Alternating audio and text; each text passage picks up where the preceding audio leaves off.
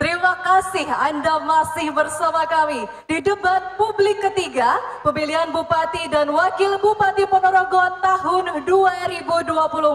Boleh saya berikan kesempatan untuk tepuk tangan Bapak Ibu? Baik, karena saya lihat suasananya di Ponorogo ini sangat luar biasa, begitu semangat warga Ponorogo tentunya untuk mensupport pesta demokrasi Pilkada serentak di tanggal 27 November nanti dan tentunya menentukan pilihan yang terbaik untuk Kabupaten Ponorogo. Bapak Ibu hadirin dan juga pemirsa dimanapun Anda berada, di segmen kali ini akan ada pendalaman visi misi dan juga program kerja dan masing-masing pasangan calon akan menjawab pertanyaan dari tim panelis. Dengan tema kali ini adalah memperkokoh NKRI dan kebangsaan. Untuk itu monggo saya persilahkan seluruh pasangan calon Bapak Ibu dan juga Bapak-Bapak untuk menuju ke podium bisa mempersiapkan diri untuk nantinya bisa menjawab soal dari tim panelis.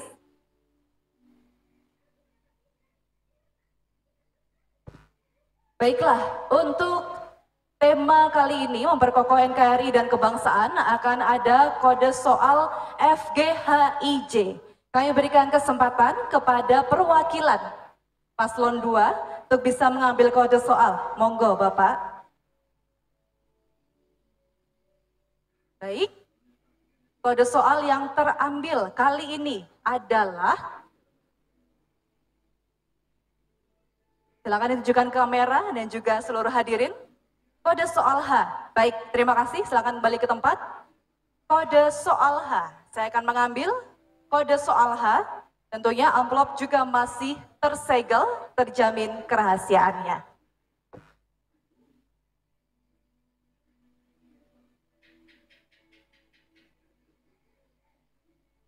Kami ingatkan kembali, saya hanya akan membacakan soal satu kali. Mohon disimak baik-baik. Kode soal H. Pendidikan adalah salah satu pilar utama dalam menjaga persatuan bangsa.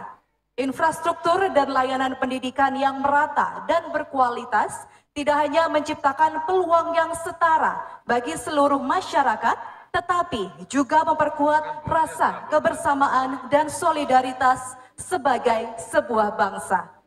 Pertanyaannya, kebijakan apa sajakah yang akan paslon lakukan untuk memastikan infrastruktur pendidikan merata di seluruh wilayah Kabupaten Ponorogo, mengingat pendidikan dapat menjadi alat pemersatu dan memperkuat kebangsaan.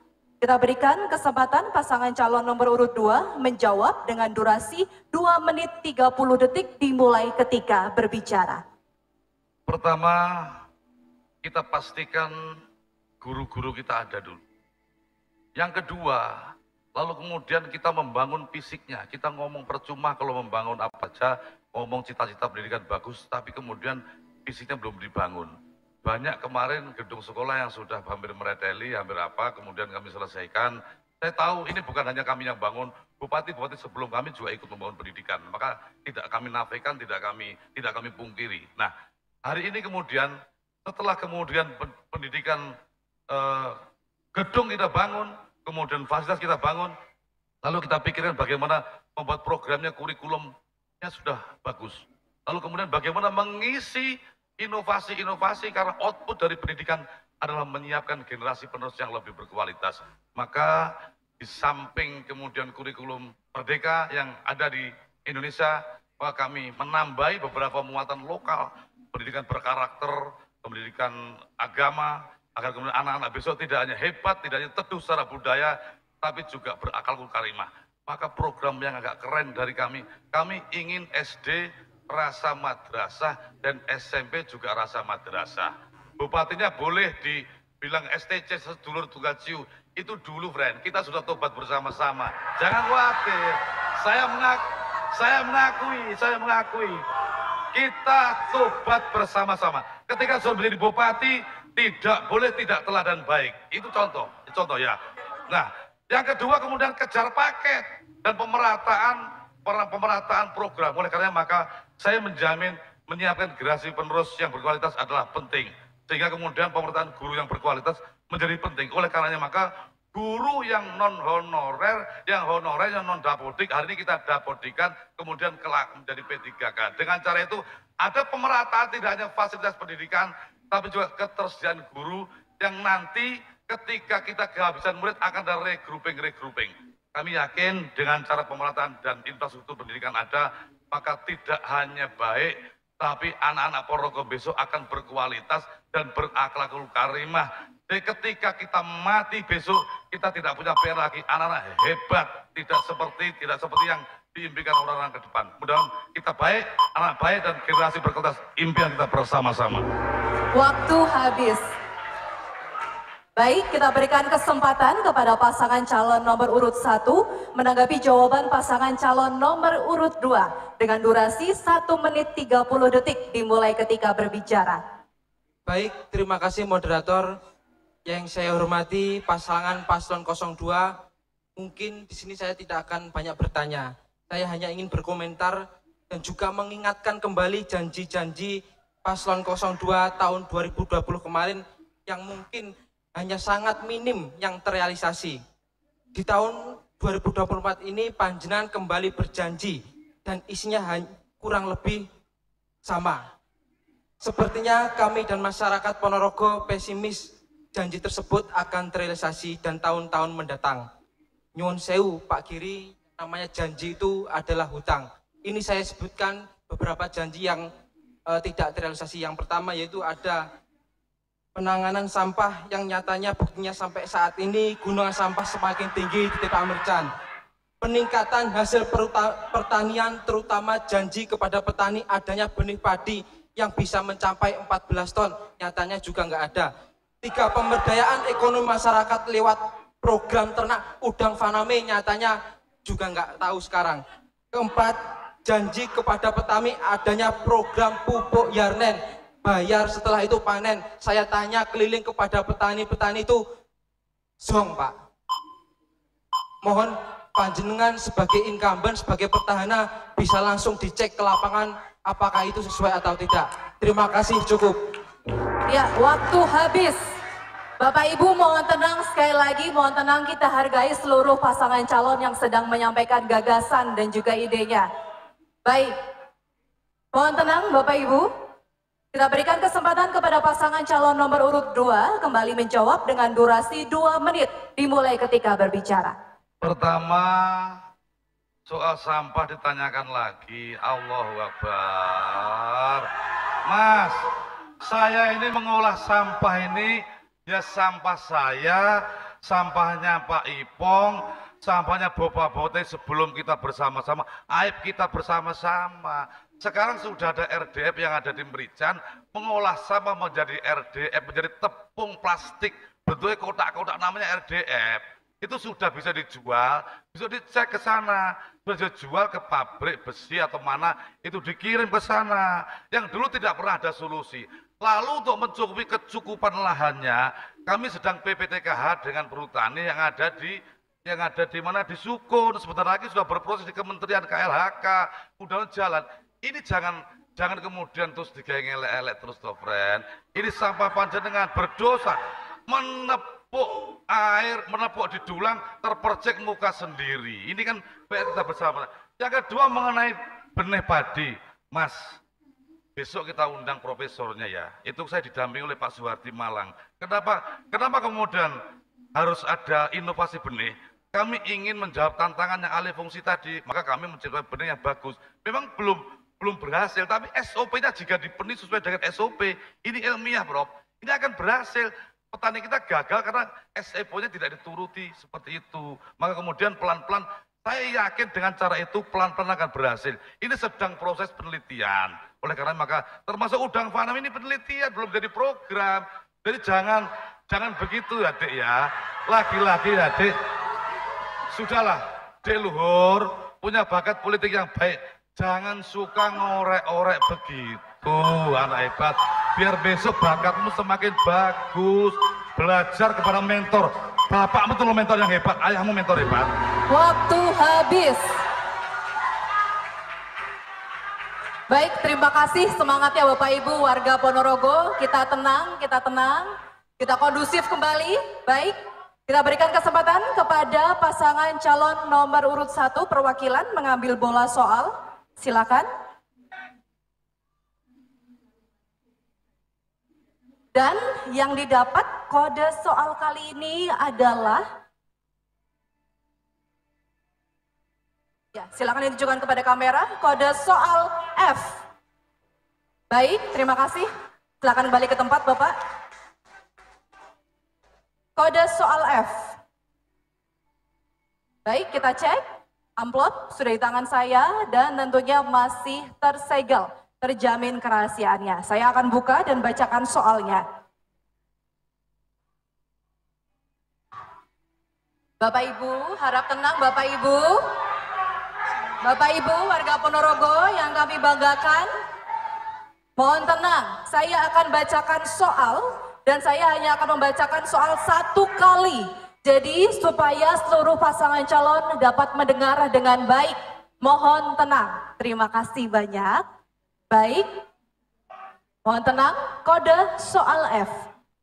Ruang publik harus memenuhi kebutuhan masyarakat secara inklusif dan berfungsi sebagai ruang bersama yang responsif, demokratis, dan bermakna.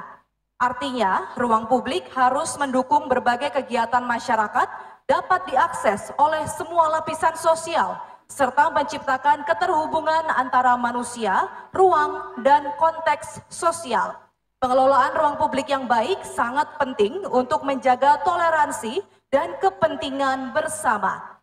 Pertanyaannya, bagaimanakah strategi dan kebijakan yang akan pasangan calon lakukan untuk memastikan penggunaan ruang publik secara responsif, demokratis, dan bermakna dalam rangka menjaga toleransi dan kepentingan bersama? Saya berikan kesempatan paslon 1 dengan durasi menjawab 2 menit 30 detik dimulai ketika berbicara.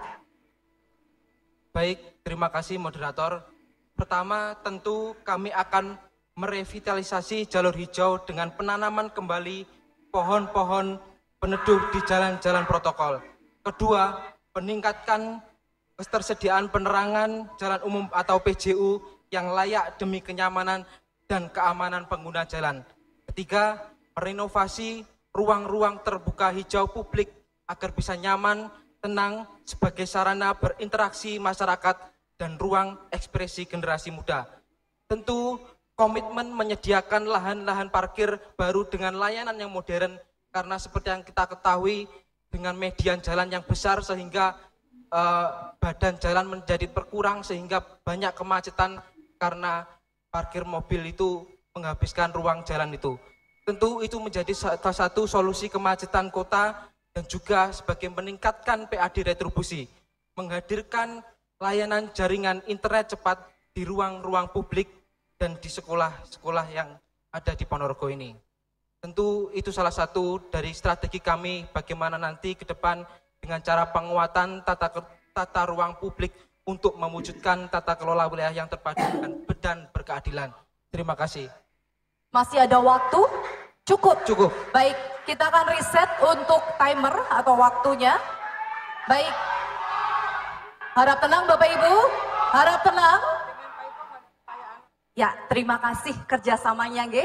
Kita lanjutkan acaranya, kita berikan kesempatan pasangan calon nomor urut 2 menanggapi jawaban pasangan calon nomor urut 1 dengan durasi 1 menit 30 detik dimulai ketika berbicara.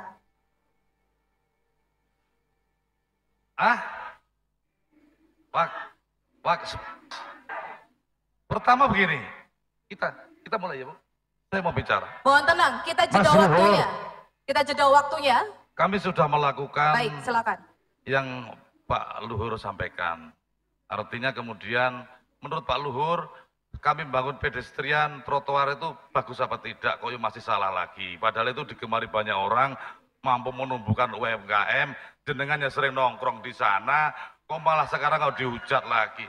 Ayolah Mas aku mengajak ini debat terakhir loh. Rakyat melihat kita ini dewasa apa tidak. Kalau dilihat, ini bahaya. Maka kemudian internet RT juga sudah kami lakukan. Terus saya pengen tahu, dulu kan Yang jenengan wakil itu pernah menjadi bupati, namanya Mas Ipong, sahabat saya. Yang beliau lakukan selama 5 tahun itu beliau kemana kok masih mempunyai angan-angan terus, teng pundi rumiyin. Saya pengen tahu, biar kemudian yang ruang publik seperti apa, yang ini seperti apa. Dulu host belum ada, dinas belum ada, sekarang sudah ada, malah disalahkan. Lah dulu 5 tahun berjalan kemana? Bahkan di suatu acara bersama Bapak Menteri Olahraga, ini pengumuman, ini Bapak Ipong pernah berjanji ingin menyulap stadion Bedaro Katong menjadi seperti di Barcelona. Tidak pula terwujud. Saya tak dandani sukete, Bang. Tak dandani sukete lumayan kan bal-balan. Iya. Waktu habis. Baik, kita kembali tenang Bapak Ibu. Kita kembali kondusif. Kami persilakan pasangan calon nomor urut 1 kembali menjawab dengan durasi 2 menit dimulai ketika berbicara. Bapak Ibu mohon tenang. Bapak Ibu mohon tenang. Baik, mohon tenang. Mohon tenang, Bapak Ibu mohon tenang. Tolong kembali ke tempat duduk masing-masing, kita tertib. Terima kasih. Pasangan calon nomor urut 1 akan kembali menjawab dengan durasi 2 menit. Tapi mohon tenang dan kondusif Bapak Ibu. Kami mohon kerjasamanya, mohon tenang dan kondusif. 2 menit, Bapak-Bapak silahkan. Mohon tenang, dimulai ketika berbicara. Terima kasih. Saja nih, segoro luhur yang mau jawab, tapi karena nama saya disebut-sebut, tak jawab ya. Jadi saya tidak pernah berjanji mau merenovasi stadion. Stadion, ada videonya. Tapi pada waktu itu coba diputar ulang, saya bilang Pak Menteri tolong dibantu dibangunkan stadion kami. Karena kami tidak punya uang, tapi tahun berikutnya Pak Menterinya keburu ada masalah. Oke, tapi sudahlah, nggak apa-apa itu nanti silakan aja dilihat videonya. Yang berikutnya, Paslon 02, sama sekali Mas Luhur tadi tidak menyalahkan Anda, saudara. Mas Luhur tadi menyampaikan, menjawab apa yang menjadi pertanyaan panelis dalam bidang kebijakan di ruang terbuka. Apa? Ini yang disampaikan, nggak ada menyalahkan. Kita juga tidak pernah menyalahkan trotoar. Kita juga tidak pernah menyalahkan pedestrian yang bagus. Bagus itu. Tapi memang kita mendengar kritik masyarakat. Itu trotoar bagus. Tapi sayangnya ya, kenapa pohon-pohon tua kok ditebangi, diganti pohon kuburan, misalnya, kan ya.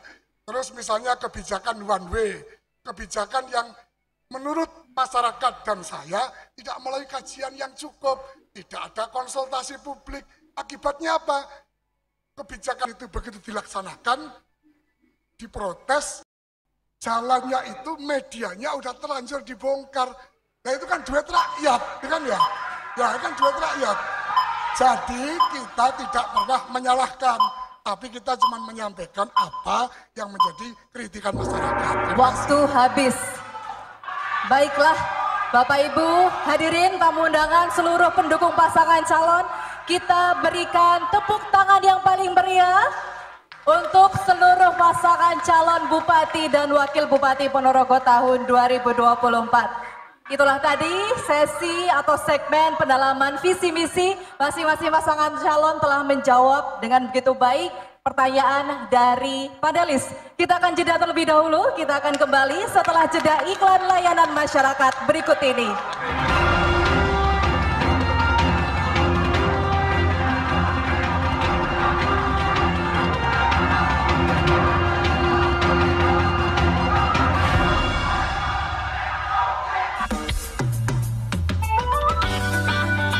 Sa, kamu udah cek belum namamu udah terdaftar di DPT?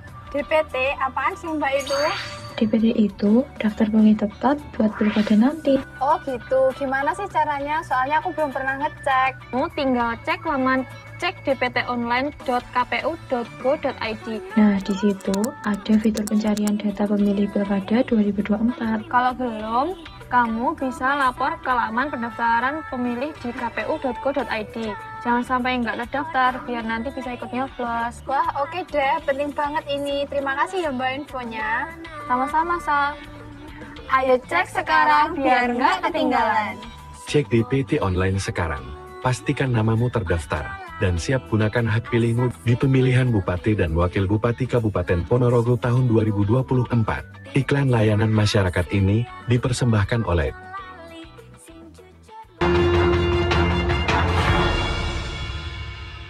Terima kasih Anda masih bersama kami di debat publik ketiga pemilihan Bupati dan Wakil Bupati Ponorogo tahun 2024. Jika tadi kita sudah mengikuti beberapa segmen penyampaian visi misi, program kerja, dan juga pendalaman visi misi, masing-masing pasangan calon sudah menjawab pertanyaan dari tim panelis. Kali ini kita akan memasuki segmen sesi tanya jawab dan juga sanggahan antar pasangan calon. Untuk itu, kami persilakan, monggo Bapak-Bapak dan juga Bapak Ibu untuk bisa menuju ke podium dan kita akan menyaksikan sesi tanya jawab dan juga sanggahan antar pasangan calon dengan tema menyerasikan pelaksanaan pembangunan daerah, kabupaten, kota, dan provinsi dengan nasional. Kami akan bacakan tata cara bertanya antar pasangan calon. Pertanyaan harus sesuai dengan tema debat pada malam hari ini, yaitu menyerasikan pelaksanaan pembangunan daerah, kabupaten, kota, dan provinsi dengan nasional. Para pasangan calon dilarang mengeluarkan pertanyaan personal atau menggunakan istilah yang tidak lazim atau singkatan. Jikapun ada, tolong dijelaskan. Untuk waktu, durasi bertanya 1 menit 30 detik. Durasi menjawab 2 menit 30 detik. Durasi bertanya lanjutan atau memberikan sanggahan atas jawaban 1 menit 30 detik dan durasi menjawab kembali 2 menit. Waktu akan dimulai ketika pasangan calon berbicara. Kami berikan kesempatan pertama kepada pasangan calon nomor urut 1, bertanya kepada pasangan calon nomor urut 2. Silakan dengan durasi waktu 1 menit 30 detik dimulai ketika berbicara. Baik, terima kasih moderator yang saya hormati Paslon 02.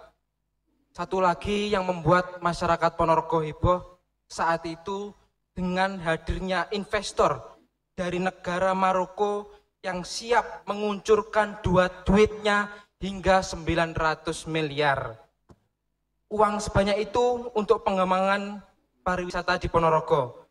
Namun yang terjadi gembar-gembor investor itu nyatanya tidak terwujud. Harapan tinggal harapan. Di era digitalisasi seperti ini, masyarakat sudah sangat pintar. Dan mana masyarakat sudah bisa menilai, mudah-mudahan masyarakat Ponorogo tidak dibodohkan lagi dengan janji-janji yang tidak banyak direalisasikan. Terima kasih. Cukup moderator. Baik, masih ada waktu, cukup. Terima kasih, kita akan riset untuk waktunya. Mohon tenang Bapak Ibu. Baik, kita berikan kesempatan untuk pasangan calon nomor urut 1 untuk menanggapi dengan, mohon maaf, maksud kami pasangan calon nomor urut 1 menanggapi dengan pasangan calon nomor urut 2 menanggapi dengan durasi waktu 2 menit 30 detik dimulai ketika paslon 2 berbicara. Mimpi-mimpi kami memang tinggi. Kami membangun Ponorogo dengan imajinasi, dengan spirit, dengan banyak hal, dengan inovasi. Oleh karena maka yang tidak nyambung kadang-kadang menganggap itu seperti tidak masuk akal. Nah, kemarin memang ketika kami awal-awal merencanakan membangun museum dan Reok Ponorogo di Monumen Peradaban, Museum Peradaban dan Reok Ponorogo yang ada di Sampung itu, kami butuh investor dari beberapa orang, termasuk kami bekerjasama dengan provinsi. Kami juga market sounding dengan para pengusaha. Lalu kemudian suatu ketika kami market sounding dengan Ibu Gubernur Jawa Timur, kami dikenalkan oleh orang namanya siapa lupa, orang dari Maroko. Itu yang mengenalkan adalah Dinas Penanaman Modal Provinsi dan sedang dikaji bersama-sama. Tapi memang kerjasama antara luar negeri dengan Indonesia, dengan Ponorogo yang belum cukup aturan mainnya dengan kabupaten. Agak rumit dan panjang. Ini bukan berarti bukan berarti kami mimpi besar agar kemudian kami ingin membangun museum reok dan monumen reok Ponorogo, tapi tidak menjadi kolesterol APBD. Akhirnya ketika kemudian Maroko gagal, Ibu Gubernur menggantikan dengan bantuan keuangan Gubernur. Keren lah. Itu bisa dibuktikan bahwa kami dibina dan selalu didampingi oleh Dinas Penanaman Modal Provinsi Jawa Timur, selaku Ibu Gubernur. Yang lain kami juga sedang merencanakan sebentar lagi KPBU untuk penerangan jalan. Kemudian agar kemudian Ponorogo kelihatan terang benderang, infrastruktur juga kami jalankan dengan beberapa kerjasama dengan pihak lain. Mudah-mudahan dengan cara itu inovasi kita berjalan. Memang semuanya belum bisa 100% selesai. Kami hanya 3,5 tahun menjadi bupati dan mudah-mudahan yang kami lakukan insya Allah ada baiknya dan mudah-mudahan ke depan semakin baik. Kami tidak sedang menipu rakyat, kami melakukan inovasi. Memang tidak mampu memuaskan semua keinginan publik karena pada saat itu Pak Ipong kalah dengan angka 23 sekian persen. Nah, ini pasti kendala bagi kami, tidak mungkin puas. Maka saya mohon maaf banget belum bisa memuaskan. Tapi intinya kami jalan dan kami inovasi terus. Waktu habis. Berikutnya kami berikan, mohon tenang Bapak Ibu. Kami berikan kesempatan kepada pasangan calon nomor urut 1 menanggapi dengan durasi 1 menit 30 detik dimulai ketika berbicara. Baik, terima kasih moderator. Jadi investor Marokonya nggak jadi investasi ya Pak? Dan juga investor-investor lainnya juga nggak jadi investasi lagi nih Pak. Terus kerennya dari mana ini Pak? Dah begitu aja, cukup. Waktu masih cukup. Baik, kita akan riset untuk waktunya. Kita akan riset terlebih dahulu. Baik, terima kasih. Kita berikan kesempatan kembali pasangan calon nomor urut 2 menjawab dengan durasi 2 menit dimulai ketika berbicara. Saya sudah sampaikan tadi Mas Luhur, Maroko tidak jadi investasi karena rumitnya kerjasama dengan badan usaha saja melalui KPBU, apalagi dengan asing. Tapi ke depan kami rumuskan agar kemudian Ponorogo punya 4 BUMD yang akan mampu luas kerjasama karena ini pemerintah verbal ya. Sekarang kami membentuk BUMD yang menjadi holding company untuk pangan, untuk pariwisata, untuk finansial, untuk pasar. Ke depan dengan cara BUMD kerjasama dengan pihak ketiga lebih luas, lebih gampang. Tanyakan Pak Dwi DPR loh, betapa rumitnya kerjasama dengan pihak ketiga. Maka hari ini kami bentuk dulu BUMD-nya, embrio BUMD kita bentuk, maka ke depan akan semakin gampang kerjasama dengan pihak ketiga karena kami punya badan usaha milik daerah. Dulu hanya ada Sari Gunung, tapi belum BUMD, hanya perusahaan daerah. Ke depan 4 BUMD kami canangkan dengan holding 1 bernama tetap Sari Gunung, ini mampu menampung, mampu membuat Ponorogo lebih cepat, lebih luas, lebih bisa bekerjasama dengan pihak ketiga. Sehingga pembangunan tidak hanya ditopang oleh APBD, tapi dengan cara BUMD, maka akan ada dividen dari BUMD dan akan luas kerjasama dengan pihak ketiga. Untuk menopang percepatan kota, untuk menopang ketahanan pangan, untuk menopang pariwisata, dan untuk menopang kerjasama dengan pihak ketiga dengan cara yang lain. Saya pikir itu Mas Luhur, saya sudah sampaikan tidak gampang KPBU dengan pihak asing, oleh karena maka daripada salah nanti, mending kemudian kami mengkaji dulu dan sekarang sudah sedang berjalan, BUMD akan jalan. Perda sudah jadi dikerjakan oleh Pak Narto juga dan Pak Dwi juga. Dan ke depan tinggal FS, kalau sudah FS selesai, maka ke depan Ponorogo akan lebih luas, lebih gampang, lebih bisa menjadi Ponorogo yang lebih maju dan bermartabat. Waktu habis. Baik, kami berikan kesempatan untuk pasangan calon mohon tenang Bapak Ibu. Pasangan calon nomor urut 2 bertanya kepada pasangan calon nomor urut 1 dengan durasi 1 menit 30 detik dimulai ketika berbicara. Terima kasih. Yang saya hormati paslon 01.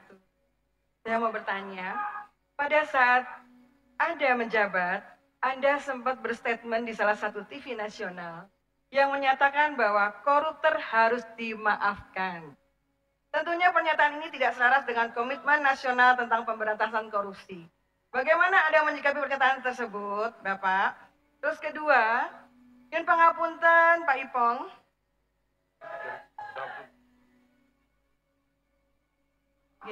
Bagaimana Pak Ipong dalam menyikapi pertanyaan tersebut?